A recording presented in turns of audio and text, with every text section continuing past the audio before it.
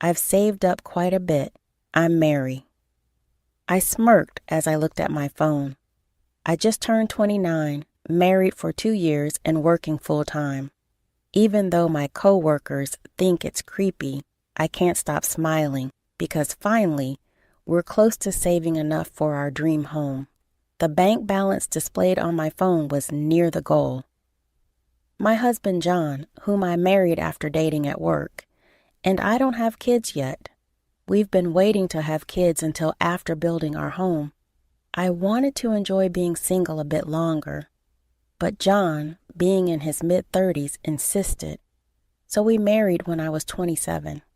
Though we're in different departments, working at the same company as John feels awkward. Changing jobs would mean a pay cut, so I kept working.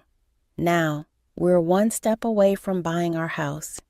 It's been a long journey. No major issues with John. Work is fine and savings are growing. Living a typical life. Marriage, work, saving for a home.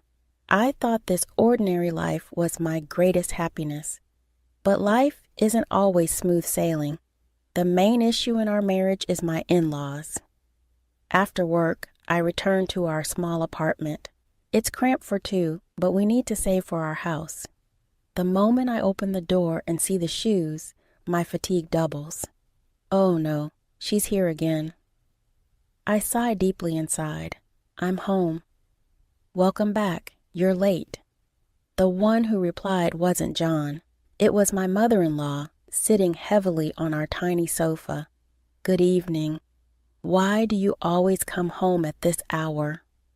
My in-laws live 3 subway stops away, not far, but close enough, so my mother-in-law frequently visits our place.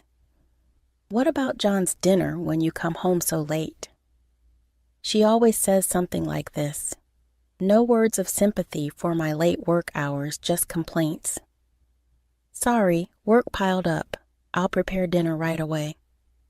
John is home early, even though you work at the same company. Aren't you an efficient marriage, though? We work at the same company. Our departments are entirely different. John's department rarely requires overtime, but his pay is low. My department is crucial to the company, filled with important tasks requiring overtime, but the pay is the highest in the company.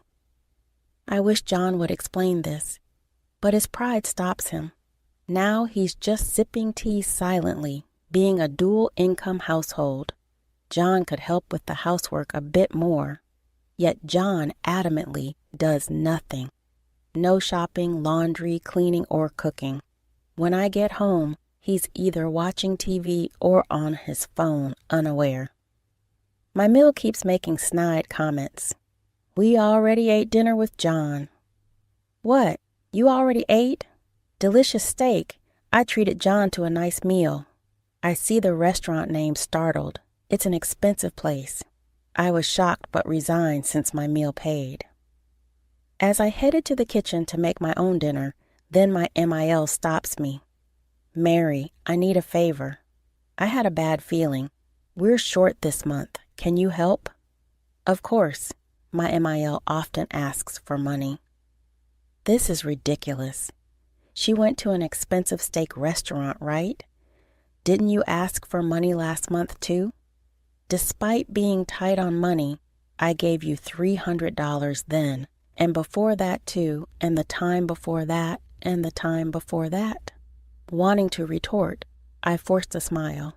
Sorry, we're also struggling this month. Aren't you helping your mill?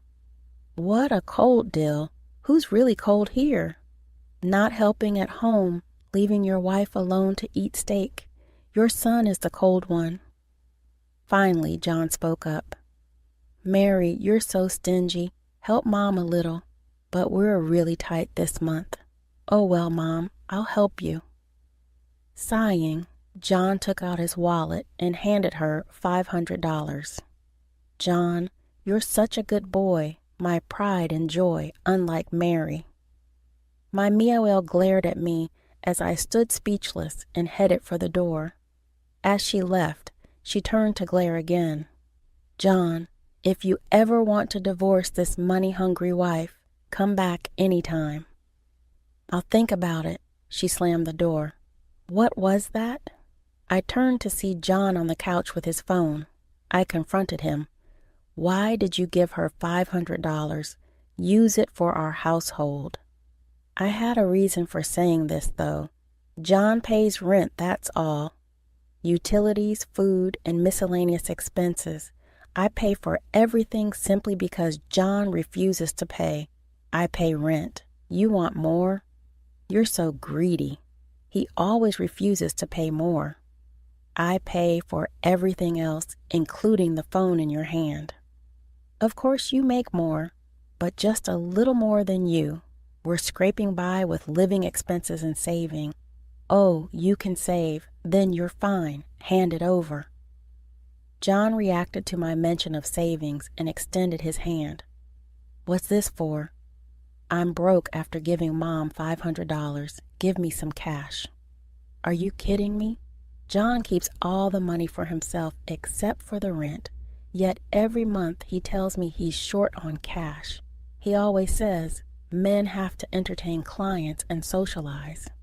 So I've reluctantly given him money before, but today I'm not giving in so easily. If I give you money, it's like giving it to your mom. Why should I pay for you and your mom's dinners? It's good to be able to do something nice for my parents. What about me? Neither my mill nor John ever thanks me. It's just a waste of my money. And what was that about considering divorce? It means what it says. If you're going to be so stingy, I have my options. With that, he stormed off to the bedroom, even locking the door for good measure. In our tiny apartment, there aren't many rooms. I had no choice but to sleep on the couch. After being shut out of the bedroom in these stressful days, my solace is looking at my bank balance. After my mill came over with her demands and complaints, I opened my phone before starting overtime at work. I logged into my savings account from before I got married. I'm so close to getting a house. But then my eyes froze. What is this? I stood up with a loud noise, apologized profusely to my boss, and rushed home. John, are you here? What's up? You're home early today. John looked surprised. In front of him was a spread of what looked like very expensive steak, and it wasn't just him. Oh, welcome home, Mary. We're just having dinner. Both of my in-laws were there, not just my MIL, but my Phil too. What on earth is going on? What are you doing? We're eating steak, want some? Mary steak? Where did you get the money for this? Oh, we had a little windfall. John and my in-laws looked uneasy as I cornered them, refusing to let them escape. I grabbed John by the collar, and he reluctantly handed me something. It was the bank card for the account I had just checked online. What do you mean? How did you withdraw this money? I guessed your PIN and it worked. That's not the point. What made you think you could take my money without asking? The money I had been saving diligently since before I got married had been nearly wiped out without any remorse. John admitted to taking the money, laughing casually, which made my anger boil over. Shut up. We're married, remember? What's yours is mine. Don't be ridiculous. This is a savings. I've been building up since I was single. Give it back. What are you talking about? A wife's money is obviously her husband's money. How greedy you must be, saving up all this money while living off John. Exactly. You should be more grateful. Who do you think pays for everything? Unbelievable. Not a single person here was on my side. This is just like stealing. Give it back. Hey, who's the one being ridiculous now? The word stealing seemed to finally make John flinch. Annoyed, he said, "Did you forget I'm the one paying the rent here? Plus, I have to entertain clients and support my parents." That's right. John's a really good son, and you just save up all this money while I cover the rent. What a luxury. You only pay the rent. You hardly ever have to entertain clients, and you ask me for money to support your parents. Quiet. You came into this family, so you should listen to me and my parents. What? You should be grateful I haven't divorced you yet, you useless woman. Shouting this, John grabbed my arm and threw me out of the house. Hey, there's no steak for you. Go cool off outside. I never thought he'd actually kick me out. Stunned, I ended up staying at a hotel for the night. The next day, when I returned home, only John was there, relieved that his parents were gone. John handed me a piece of paper. It was a divorce form. John's section was already filled out. What is this? I asked. Listen, if you complain again, we'll get divorced immediately. If you don't want that, you'll obey me without question, and I'll manage your savings. John waved the bank card in front of me. Then he tried to leave. Where are you going? Out for a drink? Got a problem with that? Want a divorce? With a smug smile, John walked out. What an idiot. Does he really think threatening divorce will make me obedient? I had no love left for John anymore. And besides, does he think there's still money in the bank card John took? I'd already transferred all the money to another account. I always felt uneasy about keeping all my savings in one place. So I had multiple accounts. The bank card John had was just one of them. I filled out my section of the divorce form. What a fool. Leaving a signed divorce form was exactly what I wanted. I grabbed the notice and quickly packed my things to leave the house. After spending another night at a hotel, I took the day off work. The next day, as soon as the city office opened, I submitted the divorce notice. Then I headed straight to a real estate agency. Last night, while browsing on my phone in the hotel, I found a property that caught my eye. A newly built house near the station, perfect for commuting. It was almost love at first sight. The exterior and interior were nearly my ideal. I viewed the house and decided to buy it on the spot. From then on, things were hectic. Staying in a hotel until the move would be too expensive. So I explained my situation to a friend and stayed with them while preparing the new house. I had to get new furniture and handle various other tasks. With all the business, I completely forgot about John and my ex-in-laws. Hey, Mary, that's why I was shocked when John came to my department one day. Oh, right, we work at the same company. As he loudly called my name, everyone's eyes turned to us, but John didn't care and walked straight to me. Why haven't you been answering your phone? Oh, I didn't think it was necessary. I remembered John had been calling nonstop. I was busy and didn't want to deal with it, so I ignored him. You withdrew money from the account without permission, didn't you? Don't mess with me. And why haven't you come home? Do you really want a divorce? Oh, don't worry. We're already divorced, and that money is mine, so I can do whatever I want with it. He still thought threatening divorce would scare me. When I casually said this, John's face went blank with surprise. What a stupid face. It's funny. What divorce? Yeah, thanks for preparing the paperwork. I submitted it. What? I don't accept this. Doesn't matter. The divorce is finalized. Oh, and I've already informed the company, so the process is complete. You might need to take care of some things too, so let your boss know, okay? I turned my attention back to my computer, signaling the end of the conversation. I was busy. Divorce. Where are you living now? You left your stuff at home. I took what I needed. I'm fine. I'm living comfortably and bought new things. Where are you living? That's none of your business. It's a privacy matter. Please don't cry. John fell silent, feeling the stares of my colleagues and boss. He left the office without a word. My colleagues sympathized with me, saying, "Mary, you have it tough." Living in my new home was wonderful. The smell of a new house was incomparable, and it was spacious and comfortable. But since I had just moved in, there were still many things I needed. Today, I was expecting the delivery of some appliances I bought online. Just then, the intercom rang. "Oh, it's here," I thought, and opened the door. I immediately regretted it. I cursed myself for not checking the intercom first. Standing outside was my ex-Mill. I was so surprised I blurted it out. Right behind her was my ex-Phil, and behind them was John. "It's been a while, Mary. I'm coming in." Oh, wait just a second.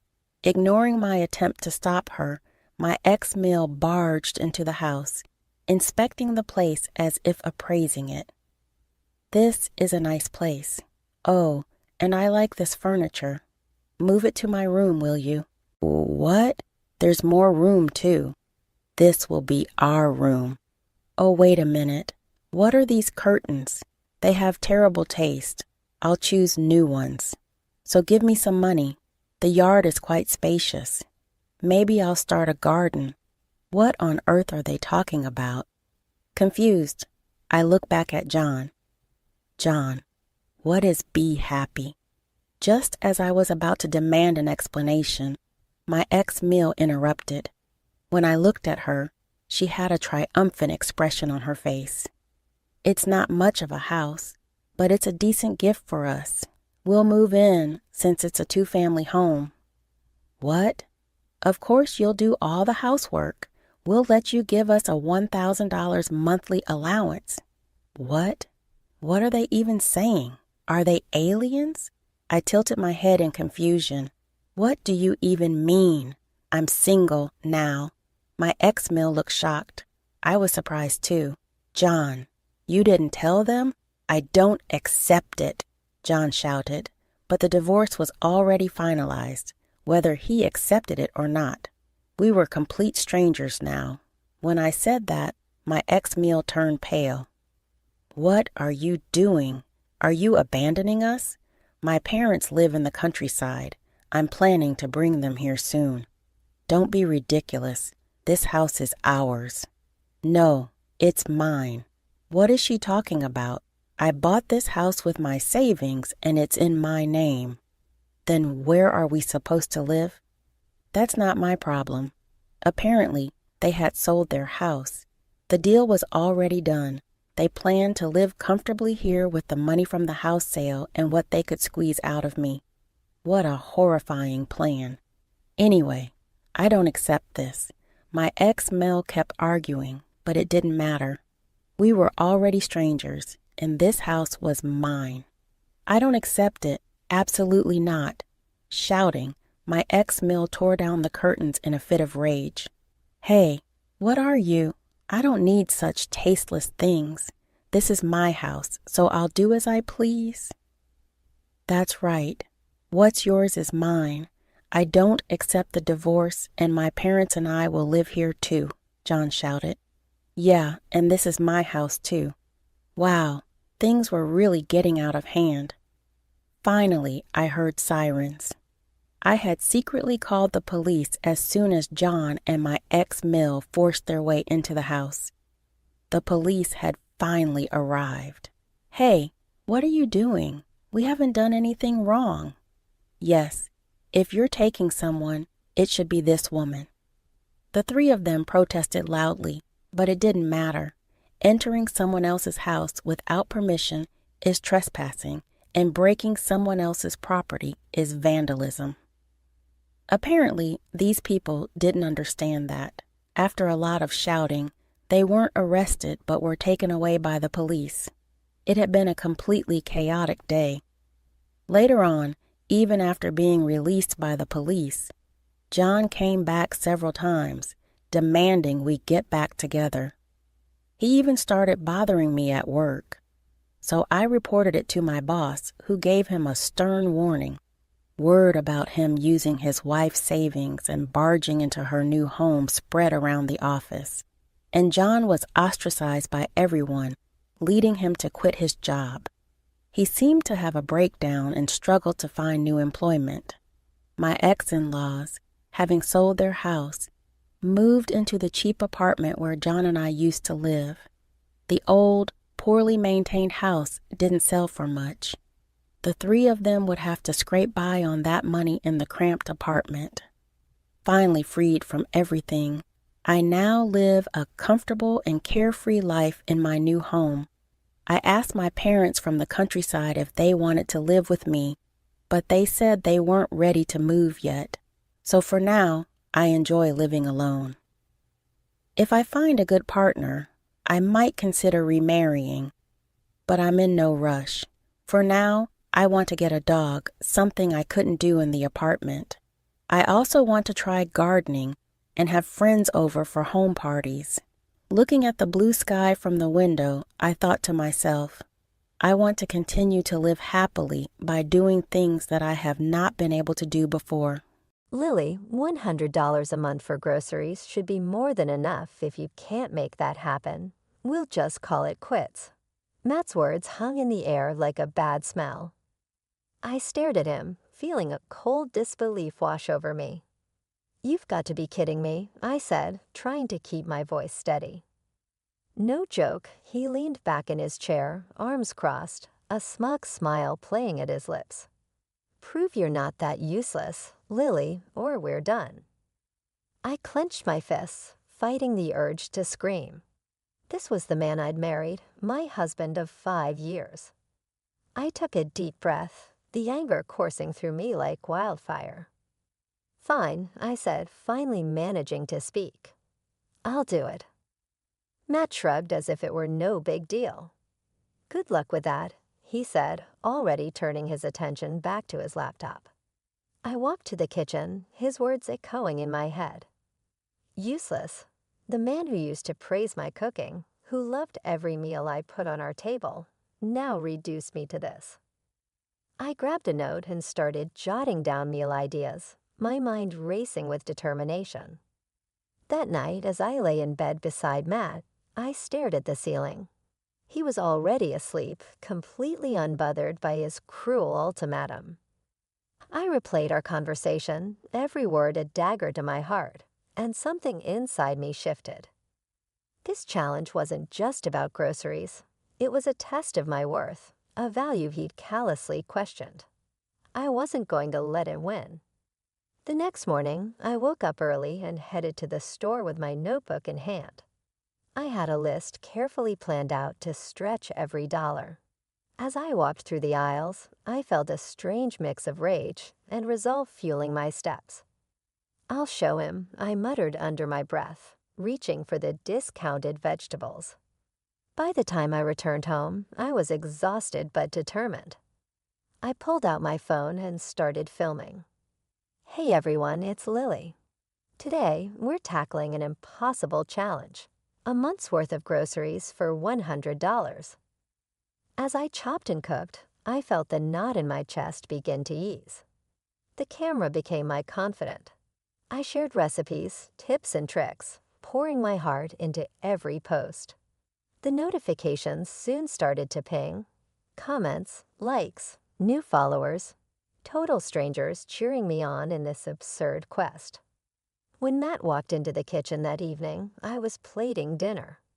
"Smells good," he said, eyeing the meal with a rare hint of approval. I didn't answer. I was too fired up, too focused on proving him wrong through every flavorful bite. As days turned into weeks, my online community grew. Each meal I managed under the budget felt like a victory, not just over Matt's challenge, but over his belittling judgment. The more successful I became online, the more I realized how much I had let myself be defined by his cruel standards. And so, with each dish and every supportive comment from my newfound followers, I built my own fortress of resilience, one recipe at a time. It wasn't just about saving money anymore. It was about reclaiming my worth, about showing Matt, and more importantly, myself, that I was far from useless. Sitting at the kitchen table, I flipped through an old photo album. The early days with Matt. Smiles, laughter, shared dreams. My fingers traced our wedding picture, pausing as the memories flooded in. It's hard to believe we were so happy once, I murmured to myself. Our first date had been at a small Italian restaurant. Matt had been charming, attentive, hanging on to my every word. "You have an amazing smile, Lily," he had said, eyes twinkling under the dim lights. "I really like you," I replied, shy but excited about the possibilities. Back then, he appreciated everything I did at home. "This lasagna is incredible, Lily. You spoil me," he'd say, wrapping me in a warm embrace. Those moments felt distant now, like scenes from a movie that had long since ended. I shook off the nostalgia and stared at my camera. My growing hobby on social media has become my refuge. Hey everyone, it's Lily again. Today, I'm sharing my favorite lasagna recipe. Affordable and delicious, I said, starting the recording.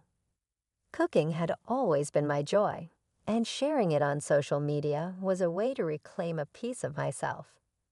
As I cooked, memories of Matt and me laughing in the kitchen played in my mind. He used to help me chop vegetables, sneaking kisses in between. But that laughter had been replaced by his cold eyes and harsh words. Scrolling through old photos, one caught my eye. A candid shot of me giggling as Matt tried to flip a pancake. The warmth of those days, the sincerity in his laughter, where had it gone? My phone buzzed, snapping me back to reality. A notification. More followers, more support. Cooking for strangers who valued my tips more than Matt had in years felt strange yet rewarding. Each comment cheered me on. "You're amazing, Lily. These recipes save me so much." While my social media presence blossomed, Matt became more distant. He spent late hours at work, giving me a generic apology when he'd bothered to offer one. "Sorry, Lily, big project. You understand," he'd say dismissively, planting a kiss on my forehead before retreating to his phone. With cooking videos and the supportive online community, I found myself less concerned about Matt's coldness. I replied to comments like I was catching up with old friends. "Thank you. I'm glad you enjoyed the recipe." One afternoon, I set up my camera for another video when an idea struck me. I opened the fridge and checked its sparse contents. Let's make something amazing with what we've got. Watch how we turn these scraps into a feast, I declared, hitting record. It was both a challenge and a defiance against Matt's cruel test. That night, as I set the table with a humble but delicious dinner, I waited for Matt's reaction. "This looks good," he said grudgingly, eyes not meeting mine. The praise felt hollow, almost mocking. But inside, I knew I was more than his cruel words. With every dish I shared, with every follower gained, I rebuilt my confidence. Matt would come home later and later, and the man in those happy photos felt like a stranger. But I found solace in my own growth and the strength I never knew I had. We used to laugh together, dream together. Now our home was silent except for the click of my camera and the buzz of notifications. The world cheering on a woman determined to rise above betrayal. It started slow at first. Matt's missed dinners, the cold shoulder, the excuses wrapped in important business meetings. I would wait at the table, the meals I worked hard on growing cold. Frustration bubbled under my skin. One night, he walked in well past midnight, the scent of perfume lingering around him. I sat on the couch, the dim light from the TV casting shadows across his face. Late again, I noted aloud, not even trying to mask the bitterness. "Work, Lily, you know how it is." He replied curtly, not even offering an apology this time. I watched him walk to the bedroom, anger twisting in my gut. Resolute, I logged into my social media accounts instead. The numbers had climbed again, more followers, more engagement. People were genuinely interested in my recipes, not because they had to be, but because they wanted to be. Hang in there. You're doing amazing, Lily, one follower commented, lifting my spirits in small yet meaningful ways. As Matt's absences grew more frequent, I threw myself deeper into my content. Each meal, each new recipe shared, became my silent rebellion. It was more than cooking, it was proof of my worth. I filmed everything, from budget-friendly gourmet meals to heartfelt kitchen hacks. The community's love and support started filling the void Matt left. "Hey guys, today we're making a $5 feast," I said into the camera, a determined smile on my face. Despite everything, I felt a strange sense of empowerment. Each new like and comment validated my efforts. But the doubts still nagged at me. One afternoon, as I chopped vegetables for a new video, I broached the subject that had been on my mind. As Matt walked in the door, I turned to face him. "Matt, have you thought about starting a family?" I asked, voice steady though my heart raced. He looked at me like I had just suggested the most ridiculous thing imaginable. "A family, Lily? We can barely manage as it is. What makes you think we're ready for that?" His words were sharp, cutting deeper than the knife in my hand. "Is it really about that, or are you just not interested?" I pressed, needing to hear the truth. "Don't start with this now. I'm too tired for your nonsense," he snapped, brushing past me. Again, the sting of his rejection settled deep. With Matt coming home less and less, the house felt empty. His coldness was a stark contrast to the warmth and excitement I found online.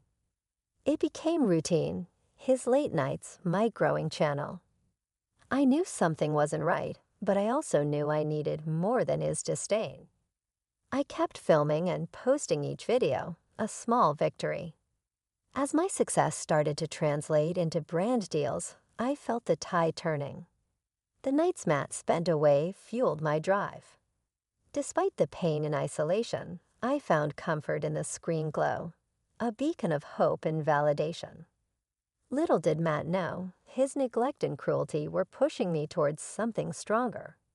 His distance gave me room to grow, to prepare for what was coming next. With every new follower and every night spent alone, I found resilience I never knew I had.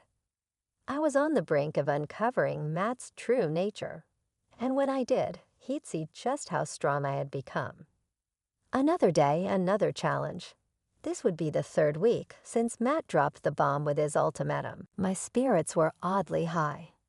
The $100 grocery budget had become my battlefield, and I was winning. I prowled the aisles, looking for deals, comparing prices. People might say it's impossible, but I've managed to stretch every dollar. I picked up a pack of chicken thighs, discounted and perfect for multiple meals. When I returned home, I set up my camera.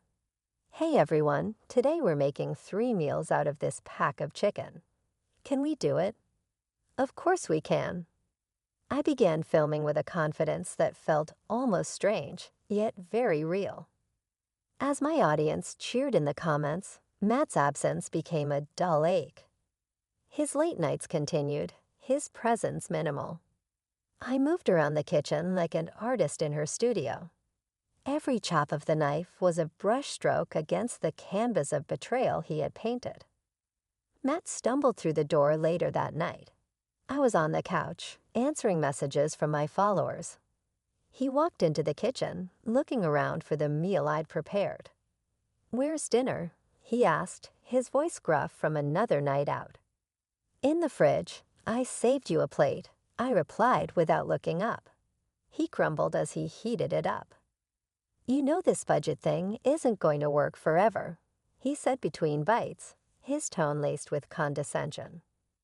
"Maybe not," I replied calmly, typing another response on my phone, "but I'm making it work now." At the end of the month, I reviewed our expenses. I had done it. I proved him wrong. I filmed a special video to mark the achievement. Hey everyone, guess what? We've completed an entire month on a $100 grocery budget. Thanks to all your support. My followers' encouraging comments poured in. Matt's reaction, however, was as heartless as ever. So you did it. Big deal. Don't expect a medal, he said, tossing the statement carelessly over his shoulder. Frustration bubbled up, but I swallowed it down, determined not to give him the satisfaction of seeing me upset. Instead, I poured all of it into my cooking. Every critique from Matt was met with another video, another shared recipe. The tension in the house was palpable, the air thick with unspoken words. Our conversations were limited to basics, a flimsy facade of normalcy. Meanwhile, my social media presence grew stronger each day. Fans eagerly awaited my posts, and engagement skyrocketed. One evening, while editing a new video, I heard Matt on the phone in the next room. His voice was low and secretive. "Yeah, I'll see you tomorrow night, same place." I paused, the words hanging in the air. A cold realization began to form. It wasn't just work keeping him away. My hands shook as I continued editing, playing the dutiful wife while pieces of a darker puzzle slowly clicked into place. The $100 challenge had come and gone, but something far more challenging was on the horizon. But first, I needed proof. Proof that he was the vile and manipulative man I was beginning to see clearly. From that moment on, every step, every meal, every message to my followers became more than just a hobby. It was preparation for a showdown I knew was inevitable. And I would be ready. Mark my words, I would be ready. I was unloading groceries when I heard Matt's voice from the living room. He was on the phone again, talking in that hushed tone he'd adopted lately. "Yeah, I'll see you tomorrow night. Same place," he said with a disgusting smirk in his voice. "Meeting you is the only thing keeping me sane right now." My heart hammered in my chest. I crept closer, hiding behind the kitchen door. "Don't worry, Taylor. Friday night is ours." She thinks it's another late meeting. I felt the blood drain from my face. Matt was having an affair. My body moved on autopilot, arranging groceries while my mind raced. I needed proof. Later that night, lying next to the man betraying me, I stared at the ceiling, feeling the weight of his deceit. But instead of falling apart, I felt a steely resolve harden within me. I reached out to my growing community online for the strength to follow through. The next day, I called a private investigator. "I need your help," I said, clutching the phone tight. "I think my husband is cheating on me." "Let's meet. I can discuss what we'll need to do," he responded, his voice firm yet kind. After our meeting, the investigator began his work. While he gathered evidence, I threw myself back into my cooking videos on social media. I smiled and shared, all while piecing together the destruction Matt was bringing into our lives. As I documented recipes, the investigator gave me regular updates. He's definitely involved with someone named Taylor. They've been meeting at the same hotel every Friday night, he informed me one evening. It stung, but I kept calm. "Thank you." "Keep digging," I replied, determination underscoring every word. The evidence piled up quickly. Photos of Matt with Taylor, incriminating text messages, receipts for lavish dinners and gifts. It was sickening. Each new piece of information was both a dagger to my heart and a nail in his coffin. On the Friday of their next rendezvous, I put on my dinner table smile as Matt prepared to leave. "Big project tonight?" I asked sweetly. "Yeah, don't wait up," he said, not meeting my eyes. "Of course. Good luck," I replied, feigning innocence. Once he was gone, I sat down with the evidence, feeling a strange mix of emotions.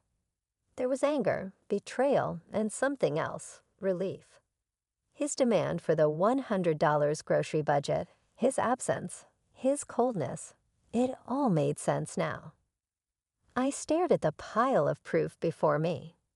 The private investigator had even gathered videos of Matt laughing intimately with Taylor, looking at her the way he used to look at me. The anger simmered, but I held it back. The next morning, I confronted Matt, evidence spread out on the table. "Care to explain this?" I asked, my voice steady but cold. His face went pale, eyes widening as he took in the photos and texts. "It's not what it looks like," he started, but I cut him off. "Save it. I know everything about Taylor, about the money you've been wasting on this affair. You thought making me stretch $100 would distract me." He opened his mouth, but no words came.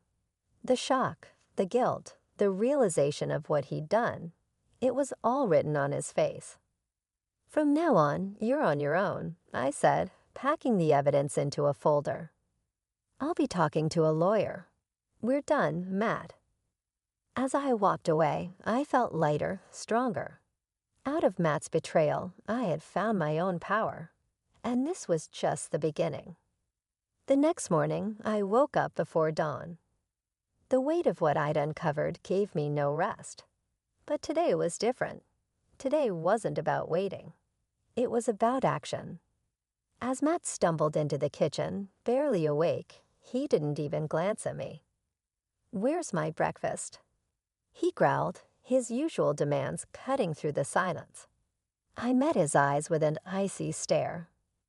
"You want something to eat." I tossed a crumpled $2 bill on the table. "Here's $2. Get yourself some cheap junk. Figure the rest out yourself." He froze, confusion and anger flashing across his face. "What do you mean?" "This is ridiculous," he protested. "Ridiculous. You think your affair is ridiculous. I know everything, Matt. Taylor, the hotels, the money you've wasted." I threw the folder of evidence onto the table, its contents spilling out. His face turned sickly pale.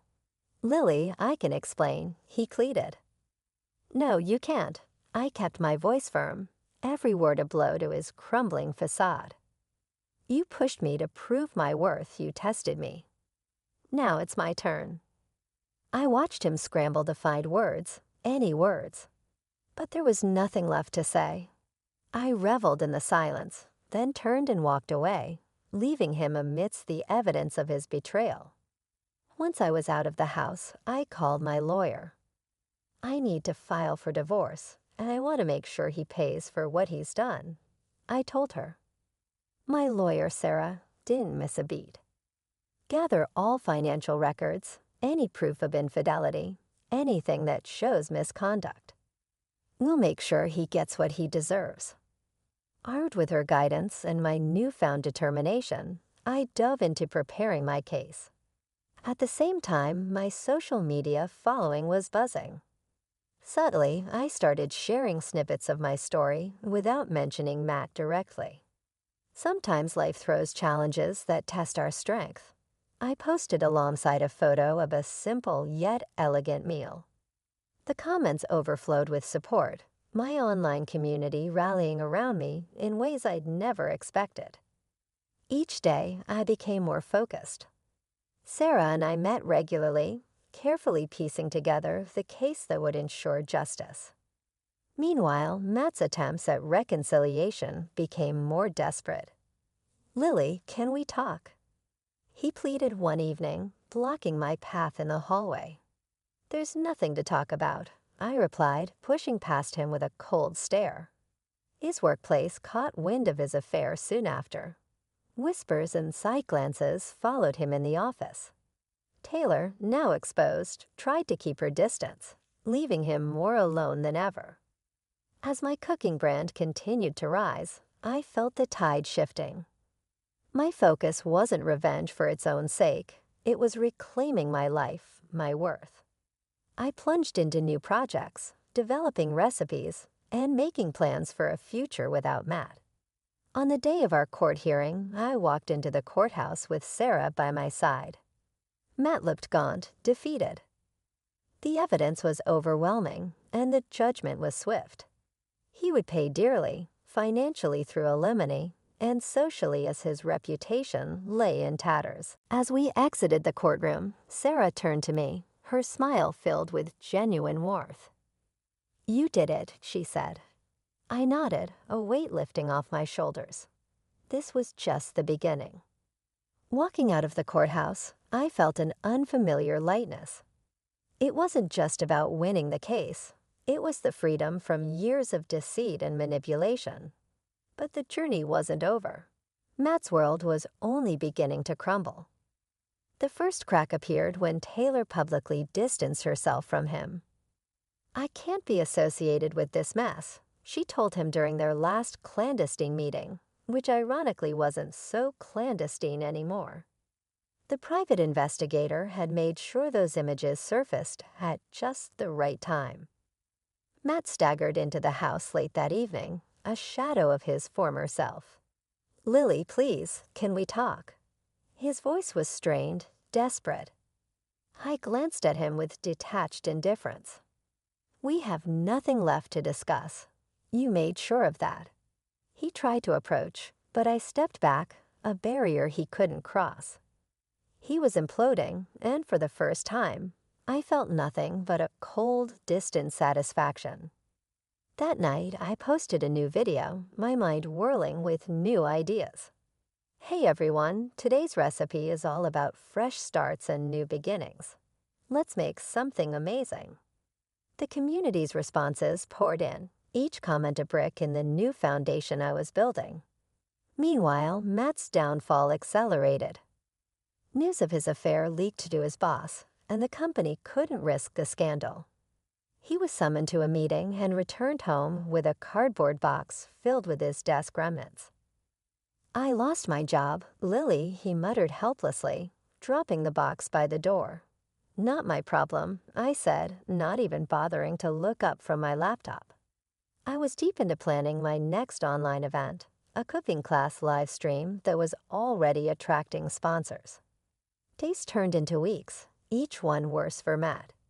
Without his job, his income plummeted. The judgment from the court added a financial strain he couldn't handle alone. His so-called friends vanished, each slipping away to avoid the mess he had become. One evening, sipping coffee in my new favorite cafe, I received an email. My first cookbook was officially published and ready for pre-order. I could hardly contain my excitement. I shared the news with my followers, the comments overflowing with encouragement and pride. Returning home, I found Matt rummaging through old bills, his despair palpable. "I don't know how to fix this, Lily," he said, tears brimming in his eyes. "That's your mess to clean up," I replied coolly. "You brought this on yourself." Watching him unravel was a stark reminder of the man he truly was. A man who tried to break me but ended up shattering himself. I felt a strange sense of closure. Moving forward, I immersed myself in new projects, cooking segments, sponsorship deals, and community events. Each success was mine alone, a testament to my resilience. Matt moved out a month later, defeated and broken. The house, now silent without his toxicity, became my sanctuary. I redecorated, shifting from old memories to new aspirations. From the ashes of betrayal, a stronger me had emerged. With my growing brand and supportive followers, I was ready to embrace a future untethered from the past. My story wasn't about revenge or loss anymore. It was about rebirth, a new chapter waiting to be written. The first morning in my new apartment was surreal. Sunlight streamed through the windows, casting a warm glow over the minimalist furniture I'd carefully chosen. The space felt fresh, free from the shadows of the past. I brewed a cup of coffee and took a deep breath. The air smelled like potential, like new beginnings. With my recipe book published and my social media thriving, today marked the start of something beautiful. I sat down at my kitchen counter, scrolling through messages from followers. Congratulations on the new book, Lily. Can't wait to try the recipes. Each comment felt like a step farther from my old life. As the day progressed, I finalized details for a cooking event, a live class that had drawn considerable interest. My phone buzzed incessantly with notifications, each one a reminder that I was building something all on my own. A knock at the door interrupted my thoughts. It was a delivery. A bouquet of vibrant sunflowers with a note. To new beginnings, with love, your fans. I smiled, placing the flowers on the table. Their brightness mirrored my newfound optimism. Later, preparing for the live stream, I couldn't help but think of how far I'd come. The screen blinked to life, and hundreds of faces filled the grid, each one eager to learn from me. Welcome, everyone. Today we're making a special recipe from my new book. It's all about transformation, taking simple ingredients and turning them into something extraordinary. I began, the excitement in my voice matched by the enthusiasm in the comments. The interaction was electric, each step met with applause, each tip eagerly absorbed. I felt a deep connection, a shared journey of resilience and growth. By the end, the chat was filled with praise and gratitude. Thank you, Lily. You've inspired us so much, one comment said. No, thank you, I replied, feeling a lump in my throat. You've all been my strength. After the class, I settled into the quiet of my apartment, reflecting on the path that led me here. The old life with Matt felt like a distant memory, a heavy coat I had finally shrugged off. A few days later, I heard through mutual friends that Matt was struggling. His new job was low-paying, and Taylor had left him after realizing he couldn't provide the lifestyle she wanted. There was no satisfaction in his misery, only a reminder of what I'd escaped. I poured my energy into new projects, expanding my cooking brand, planning future books, and engaging more deeply with my online community.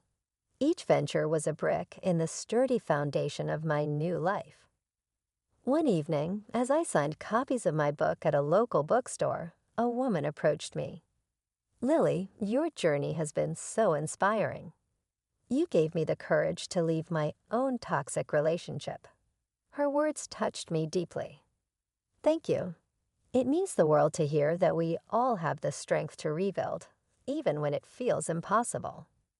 As I returned to my apartment that night, the city lights twinkling outside, I felt a profound sense of peace. The woman's words lingered in my mind, solidifying my purpose. Revenge had given way to something much more fulfilling: empowerment, growth, and the unwavering belief that I could forge my own path. My past with Matt was a chapter closed, and I was ready to write the rest of my story, one filled with hope, resilience, and endless possibilities. The knock came during dinner prep, while I was chopping carrots for Nolan's birthday stew. Through the kitchen window, late afternoon sunlight caught the copper wind chimes Sarah had made in third grade, sending warm reflections dancing across my cutting board. Coming. I wiped my hands and headed for the door, expecting Mrs. Peterson returning another borrowed casserole dish. Instead, a woman I'd never seen before stood on my porch, her manicured fingers fidgeting with an expensive-looking handbag. Mrs. Hartwell. Her voice was soft but steady. I'm Camille Rivers. I need to speak with you about Nolan. Something in her tone made my stomach clench. He's at work. Is everything okay? May I come in? This isn't a conversation for your front porch. I hesitated, then stepped aside. As she passed, her perfume, something expensive and floral, filled the entryway. I led her to the living room, where family photos lined the walls: Sarah's graduation, our family vacation in Maine, Nolan teaching Orion to fish. Would you like some tea? I offered automatically, mother's instincts kicking in despite my unease. No, thank you. Camille perched on the edge of our worn leather couch, her designer outfit looking out of place against the familiar cushions. I've been seeing Nolan for the past 8 months. I'm pregnant, and he's the father. The words hit like a physical blow. I gripped the doorframe, steadying myself. I don't understand. We met at that real estate conference in Chicago last summer. She pulled out her phone, scrolling through photos. I thought you should know. He's been less than honest with both of us. My eyes fixed on the screen she held out. Nolan, my husband of 27 years, kissing this stranger in what looked like a hotel lobby. The timestamp showed 3 weeks ago. Get out. My voice came out barely above a whisper. Mrs. Hartwell, Alara, I know this is difficult, but get out of my house. Louder now, steadier. Now. She stood, smoothing her skirt. I'll leave my number. When you're ready to talk. There's nothing to talk about. I walked to the front door, holding it open. As she passed, she slipped a business card onto the entry table. After she left, I returned to the kitchen on autopilot. The carrots sat unfinished on the cutting board, knife abandoned mid-chop. I picked it up, the familiar weight grounding me as my world tilted sideways. The garage door hummed to life. Nolan's footsteps, the same rhythm I'd known for nearly 3 decades, approached through the mudroom. Something smells good, he called out. Need any help with Elle? What's wrong? I turned slowly, still gripping the knife. Camille Rivers was just here. His face went blank for a fraction of a second, just long enough to confirm everything. Then, who? Don't. The knife clattered into the sink. Don't you dare lie to me. Elle, whatever she told you. Is she pregnant? His silence was answer enough. I watched his face, searching for the man I'd married, the father of my children. Instead, I saw a stranger wearing my husband's features. I can explain, he started, reaching for me. I stepped back. Don't touch me. Don't. My voice broke. The stew's ruined. You'll need to find somewhere else for dinner. And tonight. And I swallowed hard. And after that too. Alara, please. We can work this out. Think about the kids, I am thinking about the kids. I met his eyes. I'm thinking about what kind of example I want to set for our daughter. For our son. I picked up Camille's business card from where I'd brought it to the kitchen. Here. You forgot something. I pressed the card into his hand and walked upstairs, leaving him standing in our kitchen, surrounded by the half-prepared remains of what should have been his birthday dinner. 3 days after Nolan left, Sarah showed up at the house unannounced. She stood in the doorway, her father's stubborn chin jutting forward as she clutched her phone. Dad called me. Her voice wavered. He said you kicked him out. I stepped aside to let her in, noting how she avoided my touch. That's not exactly what happened. He said he made a mistake, but you won't even talk to him. She paced our living room, where the familiar family photos now felt like artifacts from another life. People mess up, Mom. They deserve second chances. Sit down, sweetheart. I patted the couch beside me. There's more to it than what your father told you. Like what? She remained standing, arms crossed. He told me everything. About Camille, She swallowed hard. About the baby. Did he tell you about the 8 months of lies? About the business trips that weren't business trips? He's trying to make it right. Her voice cracked. Why won't you at least hear him out? My phone buzzed. Another message from Nolan. I'd stopped reading them after the 20th apology. Because this isn't just about the affair, Sarah. It's about trust, You're not even trying. She grabbed her purse. Dad's staying at Grandma and Grandpa's. He's miserable. He wants to come home. Sarah? I'm having dinner with him tonight. You should come. Just talk to him. I thought of the way he'd looked in our kitchen, scrambling for excuses while wearing the watch I'd given him for our anniversary. I can't. Won't, you mean? She headed for the door, then paused. You know what the worst part is? You're acting like you're the only one hurt by this. But what about me? What about Orion? That's exactly why. Save it. She yanked the door open. I'll tell Dad you said hi. After she left, I sat in the quiet house, surrounded by memories that felt tainted. My phone buzzed again. This time it was Rosalind, my mother-in-law. Alara, dear. Her familiar voice carried decades of warmth. Nolan's told us what happened. We're devastated, of course, but surely you two can work through this? For the children's sake. Rosalind. He's not perfect, dear, but he loves you. And that Camille woman, well, these young things know how to turn men's heads. I press my fingers to my temples. He's 42, not 17. And she's pregnant. Well, she paused delicately.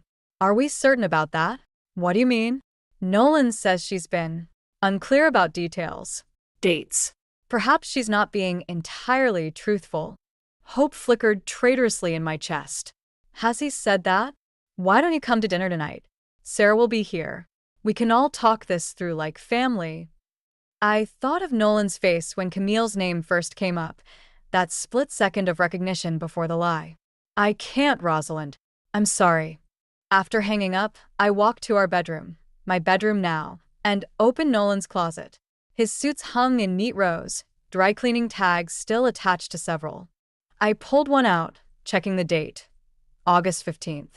The Chicago conference. My hands shook as I dialed the dry cleaner's number. Hi, yes. I'm calling about some suits dropped off by Nolan Hartwell. Oh, Mr. Hartwell. Yes, he's one of our regulars. Always needs rush service for his trips. The August 15th suits. Was that for Chicago? Chicago? No, those were for his Vegas weekend. He always goes to that casino convention in August. Been doing it for years. The phone slipped from my fingers. Casino, convention. Not real estate. Not Chicago. My gaze fell on our bedside table, where Nolan's bank statements lay unopened. With trembling fingers, I reached for the envelope, suddenly afraid of what other lies I might find. The bank statements spread across my kitchen table told a story so different from the one I'd believed. Credit card bills from casinos, cash advances, mysterious wire transfers, all hidden behind careful lies about business expenses and investment opportunities. My hands shook as I dialed our accountant's number. James? It's Ilara Hartwell. I need to know about our retirement accounts. His hesitation spoke volumes. I've been trying to reach Nolan about those. What do you mean? There were some irregular withdrawals, large ones. I assumed you knew. The room tilted sideways. How large? Most of your joint savings. About 300,000. I gripped the chair to steady myself. When? The last withdrawal was 2 weeks ago. Ilara, I'm required to tell you. There's a federal investigation pending. Something about suspicious transactions. The doorbell rang, startling me. Through the window, I saw Orion shifting nervously on the porch, home early from soccer practice. I quickly gathered the papers. Thanks, James. I'll call you back. Orion burst in before I could fully compose myself. Mom? Why are there people taking pictures of our house? What people? He dropped his sports bag, frowning. Some guys in suits. They were parked across the street, but they left when I noticed them. My phone buzzed, Nolan's number. I declined the call, only to see 3 missed calls from Sarah and 2 from Rosalind. Before I could check the messages, another call came through Camille. Don't hang up, she said quickly. There's something you need to know about Nolan's gambling. I already know. No, you don't. The baby, it wasn't just an affair. He promised to pay off my brother's gambling debts if I helped him hide money from the feds. Said he needed someone they wouldn't connect to him. The room went cold. What are you saying? The pregnancy was a lie. He needed a distraction, something to explain why he was moving money around. I'm so sorry, Ilara. I never meant. Orion appeared in the doorway, his father's eyes looking back at me. Mom?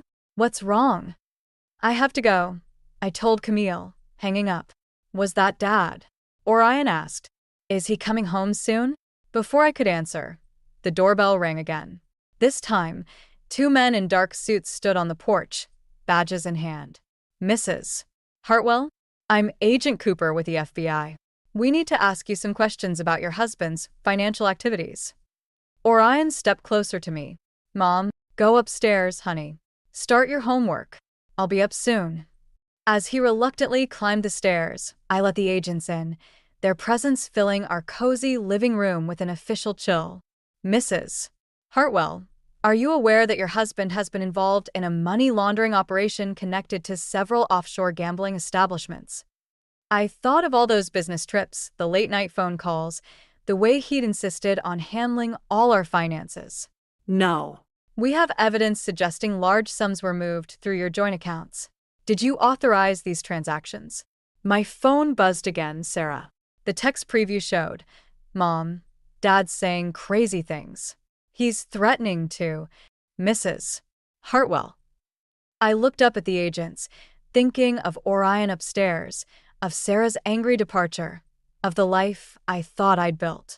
I need to call my lawyer. Agent Cooper nodded sympathetically. Of course. But Mrs. Hartwell, you should know, your husband disappeared from his parents' house an hour ago. If he contacts you, My phone lit up with another text from Sarah. He took Grandpa's gun. Mom, please answer. The second agent stepped forward. Mrs. Hartwell, are you all right? You've gone pale. But I couldn't respond, my eyes fixed on the final words of Sarah's text. He says he's coming home. 6 months after Nolan's arrest, I found myself at the Cedar Grove Community Center, helping set up for the annual fundraiser. The FBI had frozen our accounts, leaving me to rebuild from scratch. Teaching art classes here helped pay the bills, though barely. These tables need to be closer to the stage, called a voice I didn't recognize. A tall man with kind eyes was gesturing from across the room. Sorry, I'm Aiden. New board member. Ilara, I replied, lifting my end of the table. Though around here, I'm better known as that teacher whose husband laundered money for the mob. I hadn't meant to say it out loud, but Aiden just nodded, helping me position the table. Yes. And I'm that architect whose wife died in the car accident. Small towns. Something in his matter-of-fact tone made me smile. They do love their labels. We worked in comfortable silence until my phone buzzed, a collect call from the county jail. I declined it like always. Bad news. Aiden asked, noticing my expression. Just Ghosts. I started arranging chairs. My daughter hasn't spoken to me since her father's sentencing. She thinks I should have stood by him. My daughter blamed me for her mother's death for 2 years, he said quietly. Sometimes love looks like anger when it's hurting. Before I could respond, Martha from the board bustled over. Ilara, dear, could you handle the art auction pieces? We need someone with experience to assess their value. The implied meaning was clear. Someone who wouldn't steal them. I felt my cheeks burn. Actually, Aiden interrupted, I need Ilara's help with the lighting design. Board priority. Martha retreated, flustered. Aiden turned to me. I'm sorry. People can be. It's fine. I grabbed my purse. I should go anyway. Orion has soccer practice. Mom, speak of the devil. My son stood in the doorway, still in his uniform. Practice got canceled. But, Sarah's outside. She wants to talk to you. My heart jumped. Through the window, I could see my daughter pacing the parking lot, looking so much like her teenage self that it hurt. Go, Aiden said softly. I'll finish up here. Outside, Sarah wouldn't meet my eyes. Dad wrote me from prison. He says You knew about the gambling. that you helped him hide it.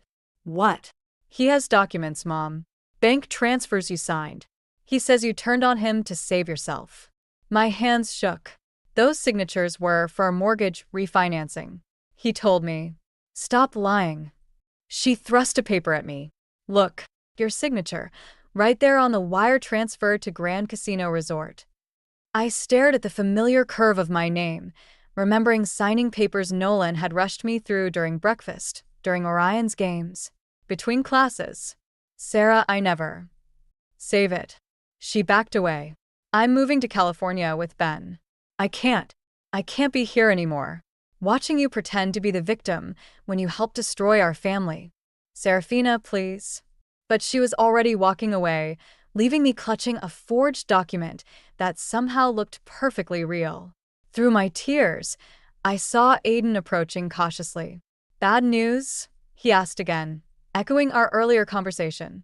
I looked down at the paper in my hands, then at my son hovering uncertainly nearby. I need a lawyer. A good one. And I took a deep breath. And maybe a friend. Well, he said, his steady presence somehow making the ground feel firmer beneath my feet. "You're in luck. I happen to know an excellent lawyer. And I make a decent friend, or so I'm told." For the first time in months, I felt something like hope stirring in my chest. But my phone buzzed again. Nolan's lawyer this time, reminding me that hope was a dangerous thing in a game where all the rules had changed. A year had passed since I'd first met Aiden when he slid a small velvet box across our dinner table. Orion watched with eager eyes while Isla, Aiden's daughter, filmed the moment on her phone. "You don't have to answer now," Aiden said softly. But I did. The ring slipped perfectly onto my finger, and for a moment, everything felt right. Until my phone lit up with a text from an unknown number. "Congratulations on the engagement. Dad wants to know if he can still walk me down the aisle." Sera. My hands trembled. "She's getting married?"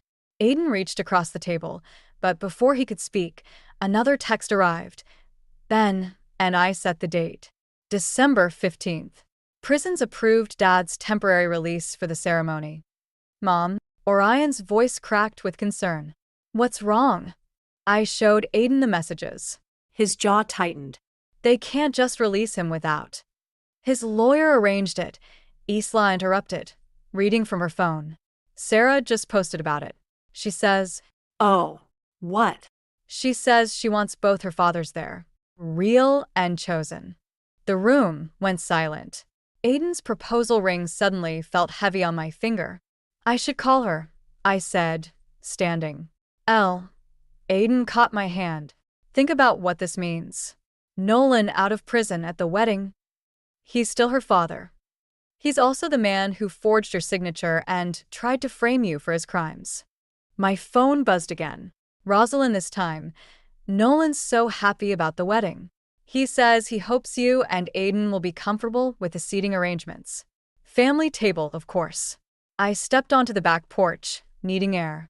Through the kitchen window, I could see Orion and Isla in intense discussion, while Aiden cleaned dishes with mechanical precision, his worry evident in every movement. Another text from Sarah. "Ben's family is handling the expenses.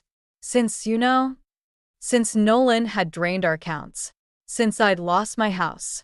Since everything we'd saved for her future had vanished into offshore gambling debts." The screen door creaked. Isla joined me, holding 2 wine glasses. "Sarah and I used to be close, before everything. We still text sometimes." "You do?" She nodded, handing me a glass. "She's scared, Alara.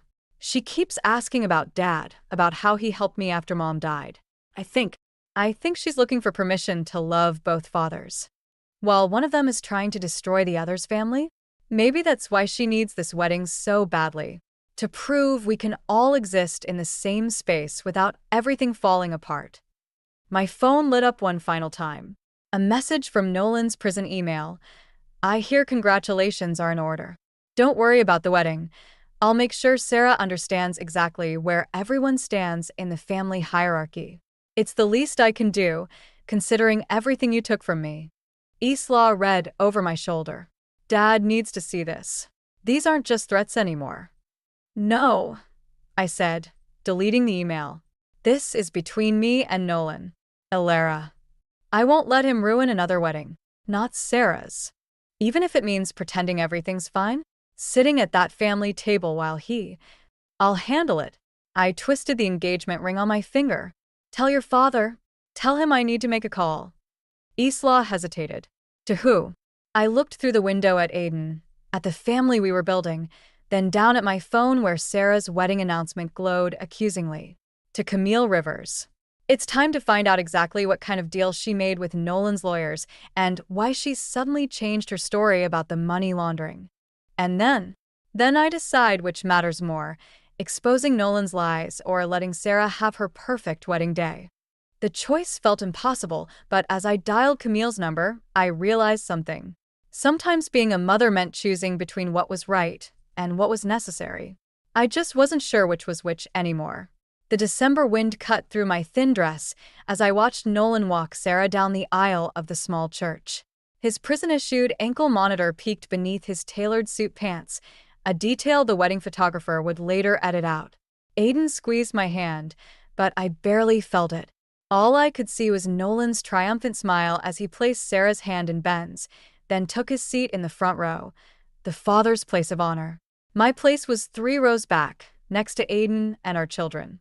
The seating arrangement had been Sarah's idea. To avoid tension, she'd said, not meeting my eyes. The ceremony blurred past until the minister asked, "Who gives this woman in marriage?" "Her father and I do," Nolan answered alone, his voice carrying clearly through the church. I felt Eastlaw stiffen beside me. Orion grabbed my arm as I started to rise, shaking his head slightly. "Not here." Not now. At the reception, I watched Nolan dance with our daughter, their heads bent close in conversation. My phone buzzed, a text from Camille. "Check your email. Now." In the attached video, Nolan sat in what looked like a hotel room, counting stacks of cash. "The money laundering operation goes deeper than anyone knows," Camille's message continued. "He's still running it from prison, through Sarah's new husband's family business."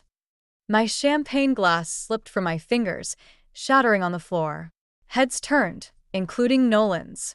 Our eyes met across the dance floor, and his smile widened. "Mom," Sarah approached, her white dress catching the light. "Dad wants a photo with both of us." "Honey, we need to talk. About Ben's family business." "Stop." Her voice turned hard. "I know what you're doing. Dad warned me you might try something today." "What?"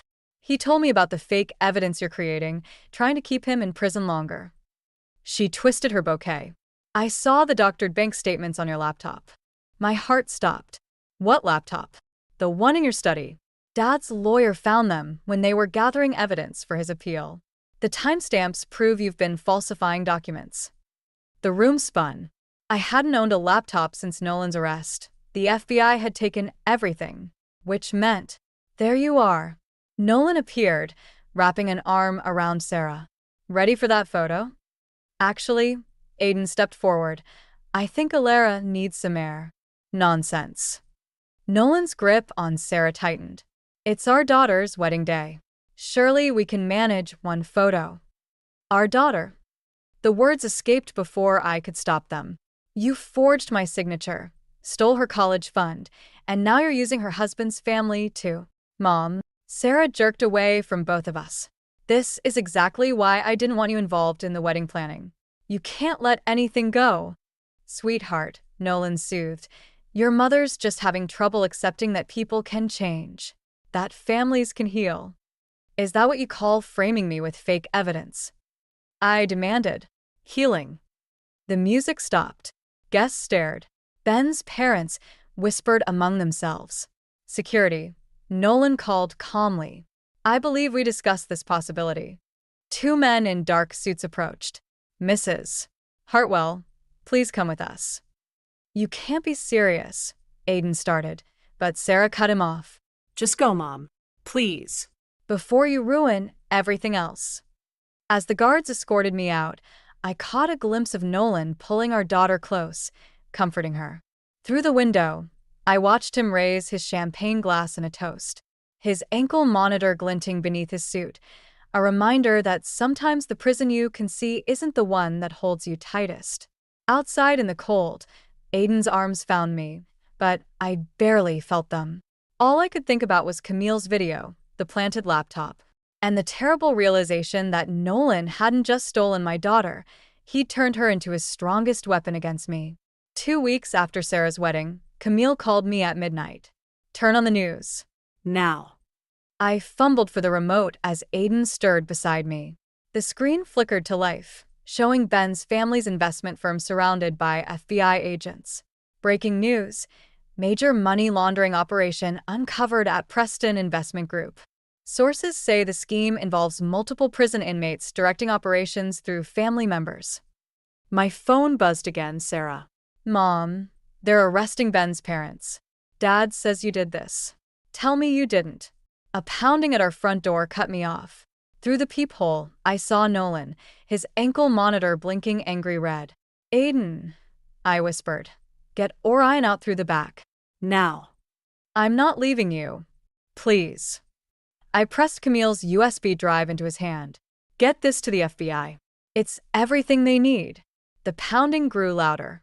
Open up, Elle. You've destroyed enough families tonight. I opened the door to find Nolan wild-eyed, rain-soaked. How dare you drag Ben's family into this?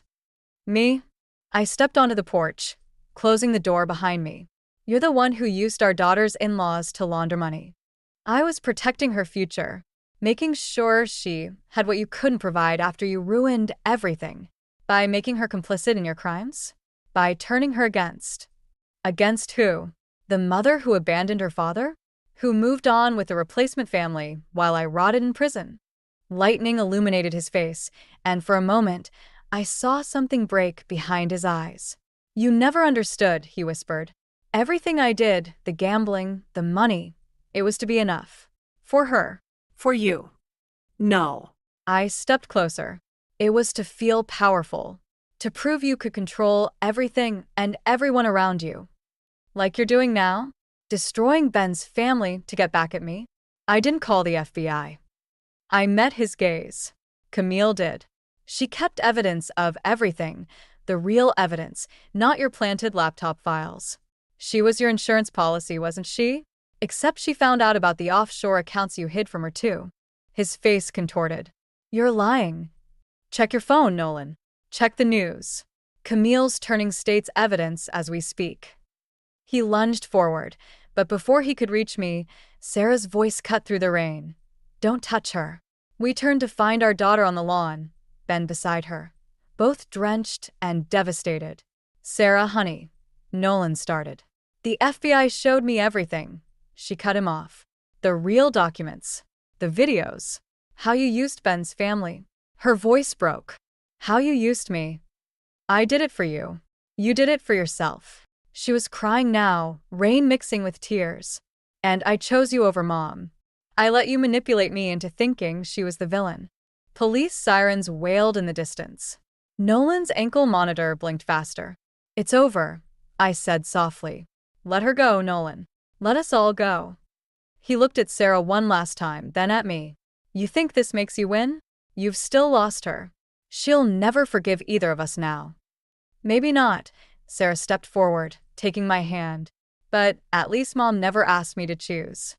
As police cars surrounded the house, I held my daughter while they arrested her father, again. But this time, when he looked back, there was no triumph in his eyes. Only the hollow recognition that in trying to possess his family, he'd finally, irrevocably lost us. Through the rain, I saw Aiden return with Orion, the USB drive safely delivered. Sarah's grip on my hand tightened, and I realized that sometimes winning isn't about revenge at all. Sometimes it's about being there to catch the pieces when everything falls apart. 6 months after Nolan's second arrest, I sat in our backyard watching Sarah plant tulip bulbs in the spring soil. She'd moved in with us temporarily, while Ben dealt with his family's legal troubles, bringing an unexpected peace to our fractured family. These were Dad's favorite, she said, patting the earth around a bulb. He used to plant them every fall, remember? I nodded, remembering how proud Nolan had been of his garden. Before the gambling. Before everything fell apart. His lawyer sent another letter, Sarah continued, not looking up. He's agreed to testify against the gambling ring. Full confession, names, everything. What changed his mind? She pulled a crumpled envelope from her pocket. This came with it. He asked me to show you. Inside was a photograph, Nolan and Sarah at her 5th birthday party, both covered in cake frosting and laughing. On the back, he'd written, I forgot who I was trying to be this happy. Isla emerged from the house carrying lemonade, followed by Orion with a plate of cookies. Our blended family had found its rhythm, even as we navigated the aftershocks of Nolan's choices. Ben called, Isla announced, settling beside Sarah. The prosecutors are offering a deal. With his cooperation, they might reduce his parent sentences. Sarah's hands stilled in the dirt. Mom, I've been thinking about the house. The one Dad lost to the bank. What about it? Ben and I want to buy it back. Not to live in, but maybe as a fresh start. Something good from something broken. Aiden appeared in the doorway, watching us with quiet understanding. He'd shown me what love looked like without possession, what family meant without conditions. Camille sent over the last of the documentation, he said softly. The FBI's finished with everything. We can finally close that chapter. Not close, I corrected, watching my daughter's hands work the earth, planting hope in the same soil where betrayal had grown. Transform. The doorbell rang. Through the window, I saw Rosalind, Nolan's mother, standing nervously on our porch. Since her son's arrest, she'd been trying to rebuild bridges, one awkward visit at a time. I'll get it, Sarah offered, brushing dirt from her knees. I invited her. She's trying. As Sarah went inside, Aiden took her place beside me. You okay? I watched through the window as my daughter hugged her grandmother, both of them crying and laughing at once. On the table between them, I could see another envelope, Nolan's handwriting visible on the front. He'll never change completely, I said quietly. But maybe that's not what this was about. What was it about? I thought of the photograph, of birthday cake and laughter, of tulip bulbs waiting to bloom. Learning to love what remains after forgiveness, even if it's not what we expected. Sarah returned with Rosalind, who clutched a familiar garden trowel, Nolan's old one. He wanted Sarah to have this, she explained, for the new house. My daughter took the trowel, running her fingers over the worn handle where her father's hands had gripped it countless times. Then she held it out to me. Plant one with me? She asked. For the future? As I knelt beside her in the dirt, Aiden's steady presence behind me and Rosalind watching through tears, I realized that sometimes the greatest act of love isn't in holding on or letting go. It's in planting seeds in soil that once seemed poisoned, believing that something beautiful might still grow. Sarah pressed a bulb into my palm. It'll bloom by summer, she said softly. Dad always said you have to trust the waiting. Yes, I agreed, thinking of all we'd lost and found and built again. You do. I wiped my floury hands on my apron and reached for the ringing phone. Laura's Bakery. How can I help you? Mom, it's me. Can you pick me up from soccer practice? Dad forgot again. I sighed, glancing at the clock. Sure, sweetie, I'll be there in 20 minutes. As I hung up, my assistant Megan poked her head around the kitchen door. Everything okay, Laura? Just Mark forgetting the kids again. Can you handle closing up? Megan nodded, and I grabbed my purse, heading out into the crisp autumn air. The drive to the soccer field was quick, and I spotted my daughter, Emma, sitting on the curb, her chin resting on her knees. Hey, kiddo, I called, rolling down the window. Hop in. Emma climbed into the car, her face a storm cloud. Dad never remembers anything anymore. I'm sure he's just busy with work, I said, not entirely believing it myself. How about we stop for ice cream on the way home? Emma's face brightened, and we chatted about her day as we drove to the local ice cream parlor. As we pulled into the driveway at home, I noticed Mark's car was already there. Why don't you go start your homework? I suggested to Emma. I'll bring your ice cream in. I found Mark in his home office, hunched over his drafting table. Hey, I said, leaning against the doorframe. You forgot Emma again. He looked up, genuine surprise on his face. Oh, God, I'm sorry, Laura. I got caught up in this new project and... It's fine, I interrupted, not wanting to hear another excuse. Just try to remember next time, okay? Mark nodded, and I turned to leave, but something caught my eye.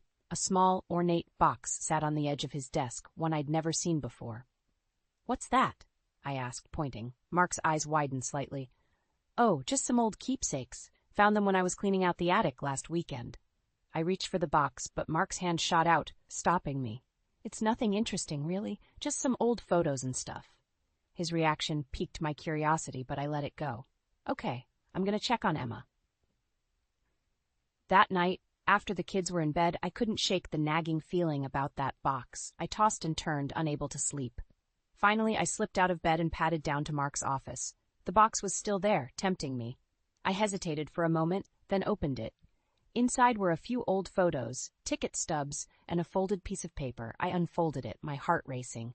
My dearest Mark, it began. I know we said goodbye, but I can't stop thinking about you.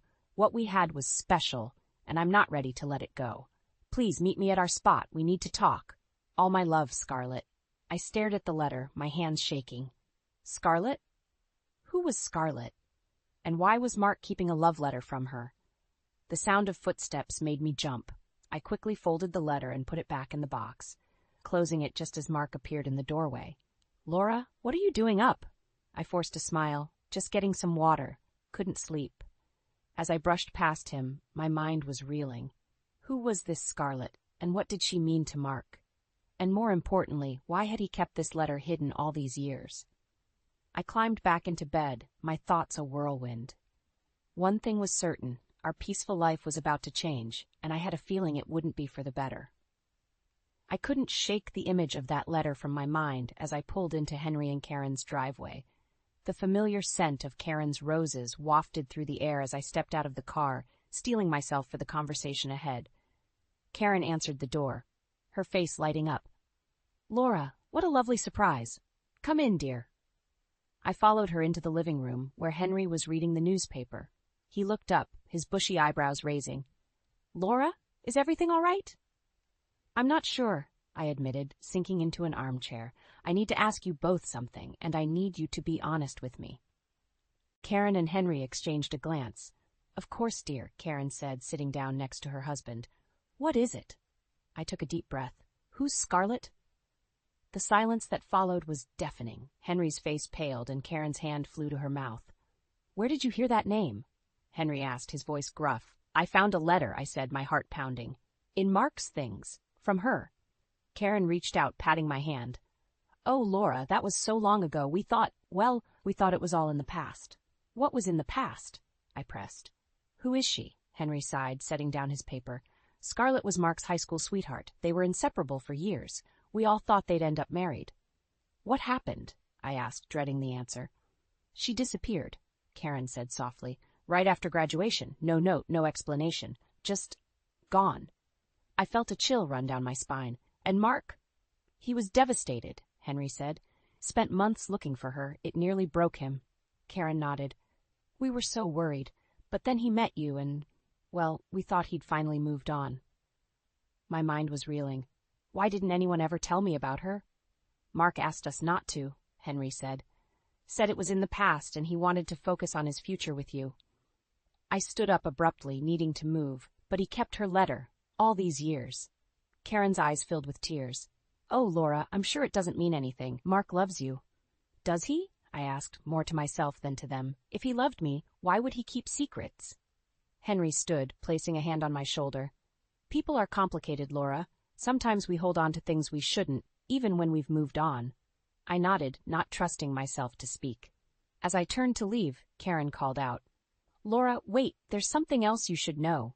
I froze, my hand on the doorknob. "What is it?" Karen hesitated, looking at Henry. He nodded, and she continued. "About a year before you and Mark met, there were rumors that Scarlett had been seen back in town." My breath caught in my throat. "And?" "And nothing," Henry said. "If she was here, she didn't stay long. Mark never mentioned seeing her." I left their house with more questions than answers, my mind spinning. As I pulled into my own driveway, I saw Mark's car. He was home early. Taking a deep breath, I walked into the house. Mark was in the kitchen, making coffee. "Hey," he said, smiling. "You're home early. Everything okay?" I looked at him, really looked at him, searching for any sign of the man who had been so devastated by Scarlett's disappearance. All I saw was my husband, the father of my children. "We need to talk," I said, my voice steady despite the trembling in my hands. "About Scarlett." The coffee mug slipped from Mark's grasp, shattering on the floor. In that moment, I knew. Whatever Mark's relationship with Scarlett had been, it was far from over.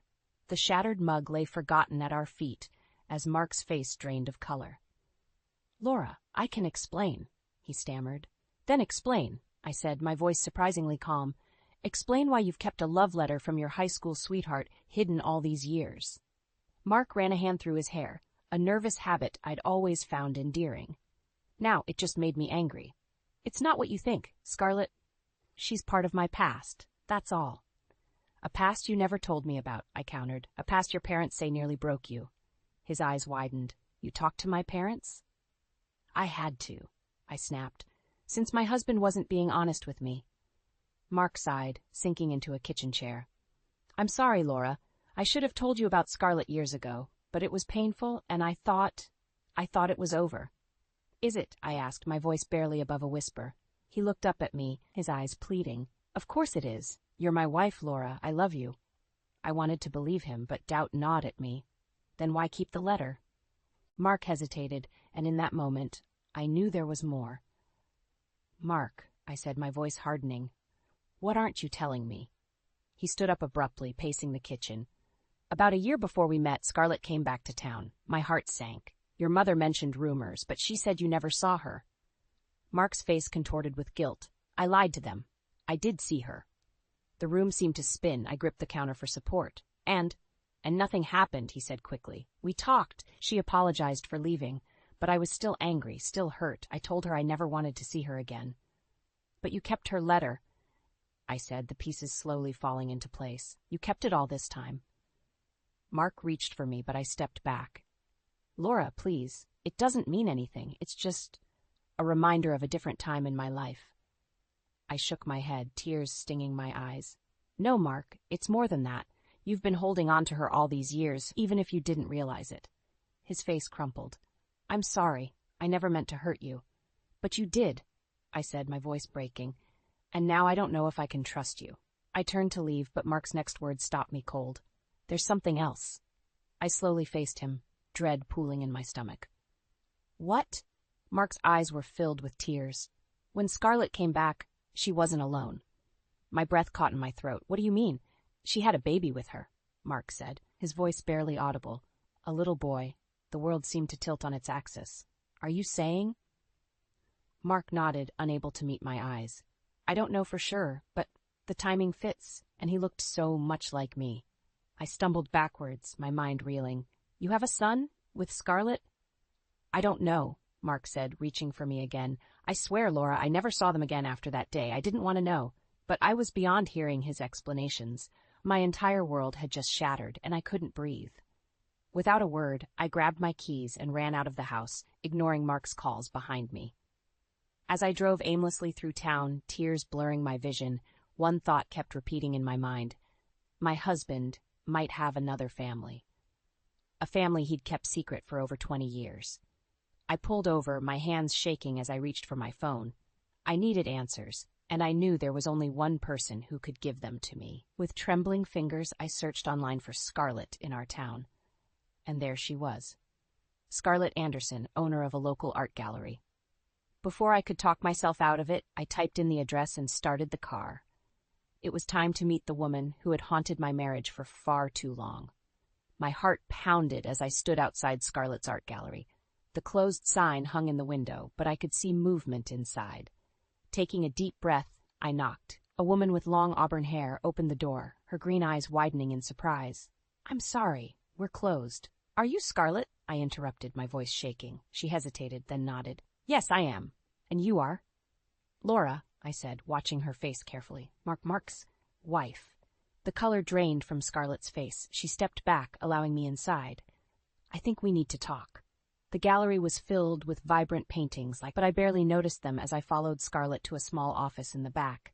She gestured for me to sit, but I remained standing, too agitated to be still. I assume Mark told you about me, Scarlett said softly. I laughed bitterly. No, actually, I found your letter, the one you wrote him years ago. Scarlett's eyes widened. He kept that, after all this time? Apparently, I said, my anger rising. What I want to know is why you came back, why you showed up with a baby and turned Mark's life upside down. Scarlett flinched. I never meant to hurt anyone. I was young and scared when I left. When I came back, I thought Mark deserved to know the truth. And what truth is that? I demanded, though I already knew the answer. Before Scarlett could respond, the office door opened. A young man walked in, his features so familiar it took my breath away. He was the spitting image of Mark at that age. Mom? He said, looking between us with confusion. Is everything okay? Scarlett's face paled further. Ashton, honey, could you give us a minute? But I couldn't take my eyes off him. You're Mark's son, I whispered. Ashton's eyes widened. What? Mom, what's she talking about? Scarlett stood, placing a hand on Ashton's arm.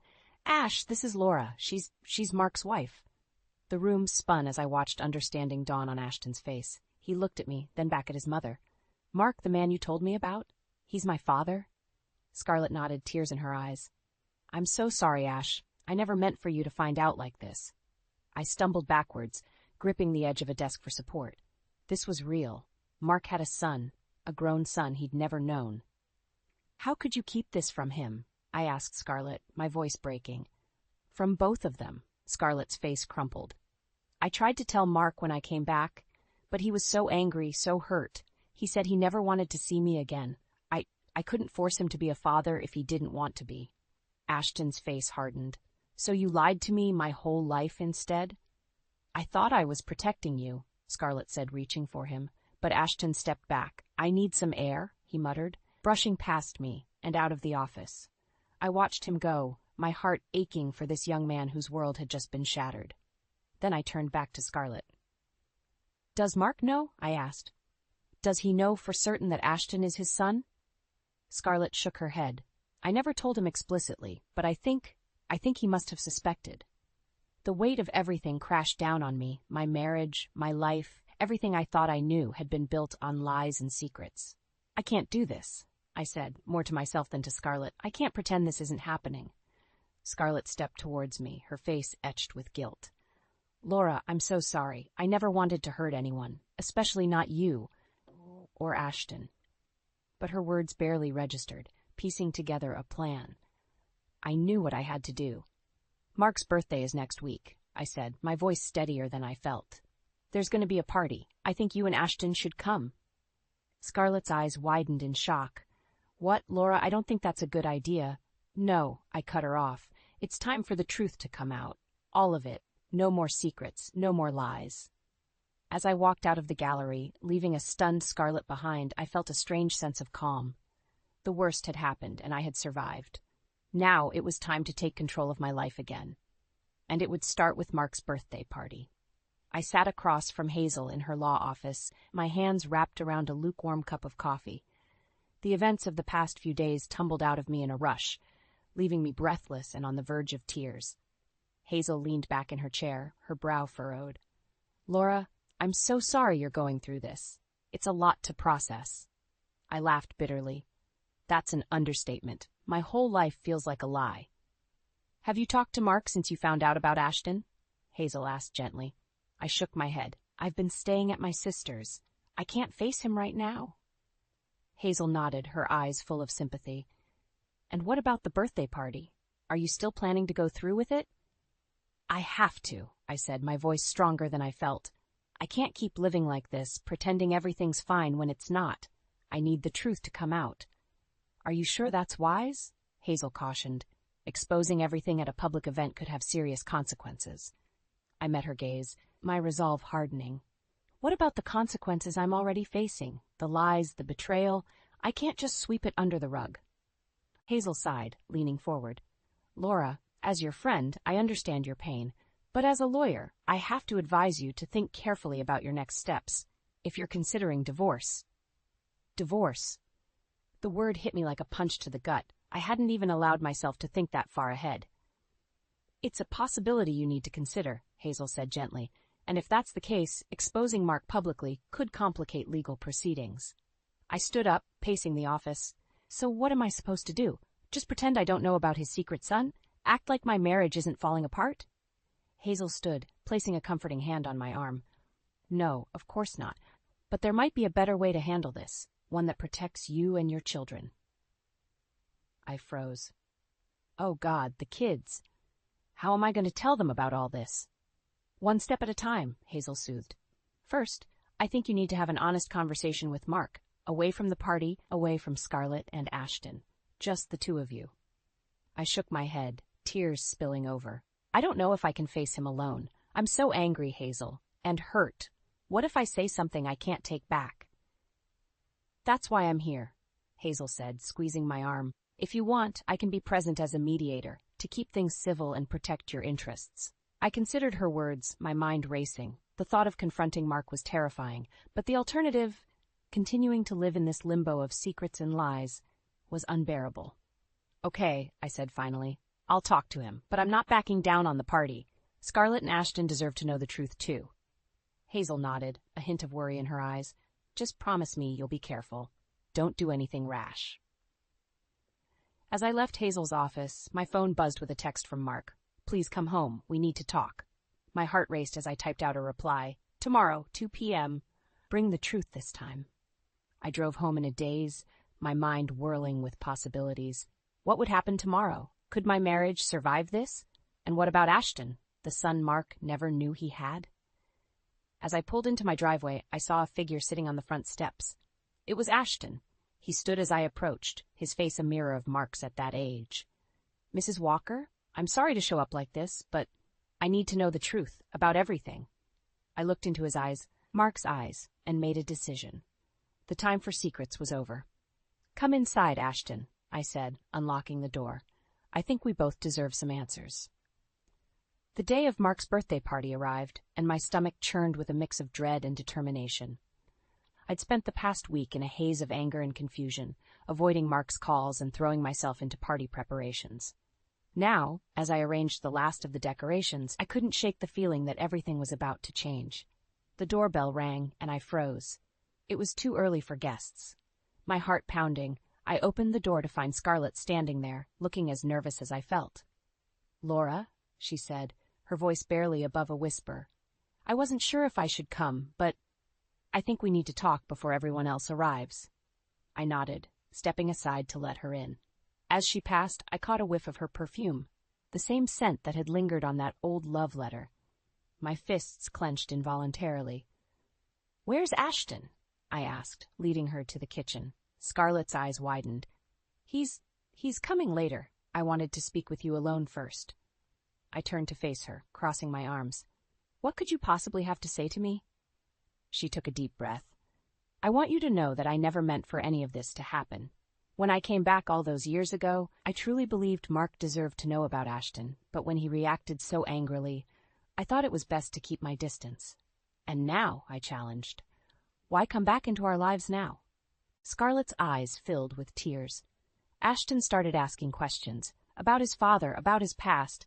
I couldn't keep lying to him, and then when you showed up at the gallery, I realized it was time for the truth to come out. Before I could respond, the front door opened. Mark's voice called out, "Laura, are you here?" Scarlett and I froze, staring at each other in panic. Footsteps approached the kitchen, and then Mark appeared in the doorway. His eyes widened as he took in the scene before him. "Scarlett?" he gasped. "What are you doing here?" I watched as a myriad of emotions flashed across Mark's face, shock, confusion, and something else, something that looked dangerously like longing. "I invited her," I said, my voice steadier than I felt. "And Ashton, too. I thought it was time we all had an honest conversation." Mark's face paled. "Ashton? He's coming here?" Scarlett nodded, her eyes never leaving Mark's face. "He wants to meet you, Mark. He deserves to know his father." The word father hung in the air between us, heavy with 2 decades of secrets and lies. I watched as Mark stumbled backwards, gripping the doorframe for support. "Laura," he said, his voice breaking. "I can explain. I never meant to." "Save it," I cut him off. "I don't want to hear any more lies. Tonight we're going to tell everyone the truth. All of it." Mark's eyes darted between Scarlett and me, panic evident on his face. "You can't be serious. What about the kids? What about our family?" "Our family?" I laughed bitterly. "Our family has been built on lies, Mark. It's time for that to end." Just then the doorbell rang again. The first guests were arriving. Mark looked at me pleadingly, but I turned away, heading for the door. "Laura, wait," Scarlett called out. I paused, looking back at her. "Are you sure about this? Once we do this, there's no going back." I met her gaze, then Mark's. In that moment, I saw the full weight of their shared history, the secrets they'd kept, and the lives they'd changed. And I knew, with absolute certainty, what I had to do. "I'm sure," I said, my voice firm. "It's time for the truth, no matter the cost." As I opened the door to greet our guests, I could feel the tension radiating from the kitchen. The stage was set, the players were in place, and in just a few short hours everything would change. Let the party begin. The party was in full swing, but I felt like I was moving through a fog. Laughter and chatter filled the air, but all I could hear was the pounding of my own heart. Mark stood across the room, his eyes darting nervously between me, Scarlett, and the door. I watched as Ashton arrived, his resemblance to Mark even more striking in the warm light of our living room. Gasps and whispers rippled through the crowd as people noticed the uncanny similarity. "Laura?" Hazel appeared at my elbow, her voice low and urgent. "Are you sure about this? It's not too late to handle this privately." I shook my head, my resolve hardening. "No, Hazel. No more secrets. No more lies." Taking a deep breath, I clinked my glass with a spoon, calling for everyone's attention. The room fell silent, all eyes turning to me. "Thank you all for coming to celebrate Mark's birthday," I began, my voice surprisingly steady. "But before we continue, there's something you all need to know." Mark stepped forward, panic etched on his face. "Laura, please." "No, Mark," I cut him off. "It's time for the truth." I turned back to the crowd, my gaze finding Scarlett and Ashton. "Many of you may have noticed a new face here tonight. This is Ashton, and he has a very special connection to our family." Murmurs of confusion rippled through the room. I saw Henry and Karen exchange worried glances. "Ashton," I continued, "is Mark's son. A son he never knew he had, because his mother, Scarlett, left town before telling Mark she was pregnant." The room erupted in gasps and exclamations. I watched as shock, disbelief, and dawning understanding played across the faces of our friends and family. Mark stepped forward, his face ashen. "Laura, I can explain." "Can you?" I challenged, my voice rising. "Can you explain why you kept Scarlett's letter all these years? Why you never told me about her, or about the possibility that you had a child out there?" Scarlett moved to stand beside Ashton, who looked shell-shocked. "I never meant for this to happen," she said, her voice trembling. "I thought I was protecting everyone by staying away." "Protecting us?" I laughed bitterly. "You've torn our lives apart." The room fell silent, the tension palpable. I could feel the weight of everyone's stares, the judgment, the pity, but I wasn't done. "For years," I continued, my voice breaking, "I thought I knew who my husband was. I thought we had built a life together based on trust and honesty, but it was all a lie." Mark reached for me, his eyes pleading. "Laura, please, I love you. I never meant to hurt you." I stepped back out of his reach. "If you loved me, you would have told me the truth. You would have given me the chance to understand, to forgive." Ashton spoke up, his voice quiet but firm. "I didn't ask for any of this. I just wanted to know where I came from." My heart broke for him, for the innocent victim in all of this. "I know, Ashton, and you deserve the truth, just like the rest of us." I turned back to the stunned crowd. "I'm sorry to ruin the party, but I couldn't keep living this lie. Mark and Scarlett may have started this, but I'm ending it, here and now." With shaking hands, I removed my wedding ring and placed it on the table. The soft clink seemed to echo in the silent room. "Happy birthday, Mark," I said, my voice barely above a whisper. I hoped the truth was worth it. As I turned to leave, the room erupted into chaos. I could hear Mark calling my name, Scarlett's sobs, and the shocked exclamations of our guests. But I didn't look back. I stepped out into the cool night air, feeling both utterly broken and strangely free. The truth was out, the secrets exposed. Now I had to figure out how to rebuild my life from the ashes of the lies that had consumed it. The weeks following Mark's birthday party were a blur of tears, sleepless nights, and endless conversations with Hazel about divorce proceedings. I threw myself into my work at the bakery, finding solace in the familiar rhythms of kneading dough and decorating cakes. One quiet afternoon, as I was closing up shop, the bell above the door chimed. I looked up to see Ashton standing there, looking uncertain.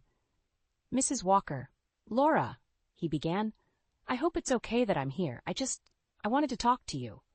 I nodded, gesturing for him to sit at one of the small tables. "Of course, Ashton. What's on your mind?" He fidgeted with a napkin, his eyes, so like Mark's, filled with a mix of emotions. "I wanted to apologize for everything that's happened. I never meant to cause so much pain." My heart ached for this young man, caught in the middle of a mess he didn't create. "Ashton, none of this is your fault. You have nothing to apologize for." He looked up, his eyes shining with unshed tears. I always wondered about my father, but I never imagined finding him would destroy a family." I reached out, covering his hand with mine. "You didn't destroy anything, Ashton. The lies and secrets did that long before you came into the picture." We talked for hours about his life growing up, about Scarlett, about Mark. As the sun began to set, casting long shadows across the bakery floor, I felt something shift inside me. A weight I hadn't realized I'd been carrying began to lift. The next day, I met with Mark at Hazel's office to finalize our separation agreement. As we sat across from each other, The man I'd loved for so many years looked older, worn down by the weight of his secrets. "Laura," he said, his voice barely above a whisper, "I know I've hurt you beyond forgiveness, but I want you to know that I truly do love you." I looked at him, really looked at him, and felt a wave of emotions wash over me, anger, sadness, and surprisingly, a glimmer of understanding. "I believe you, Mark," I said softly, "but love isn't enough when there's no trust. We can't go back to what we were." He nodded, a single tear rolling down his cheek. "I know, I just hope, someday, you can forgive me." As I signed the papers, I felt a strange sense of peace settle over me. This wasn't the ending I'd imagined for our story, but perhaps it was the beginning of a new chapter. Weeks turned into months, and slowly I began to rebuild my life. The bakery thrived, and I found joy in simple pleasures, morning walks, coffee with Hazel, quiet evenings with a good book. And to my surprise, I found myself forming a tentative friendship with Ashton, who had become a regular at the bakery. One sunny afternoon, as I was experimenting with a new recipe, Ashton appeared at the counter, a shy smile on his face. "I was wondering," he said, "if you might need an extra pair of hands around here. I've always loved baking, and, well, I thought it might be nice to get to know you better." I felt a warmth spread through my chest, a feeling I hadn't experienced in a long time. Hope. "I'd like that, Ashton. I'd like that very much." As we worked side by side, rolling out dough and sharing stories, I realized that life had a funny way of giving you exactly what you needed, even if it wasn't what you'd expected. The betrayal that had shattered my world had also opened doors I never knew existed. It had shown me my own strength, the depth of my friendships, and the capacity for forgiveness I didn't know I possessed. As I looked at Ashton, laughing as he dusted flour off his nose, I knew that while my marriage to Mark was over, my story was far from finished. There would be more chapters, more twists and turns, more joy and pain. But this time, I would write my own narrative on my own terms. And for the first time in a long time, I was excited to see where the story would lead.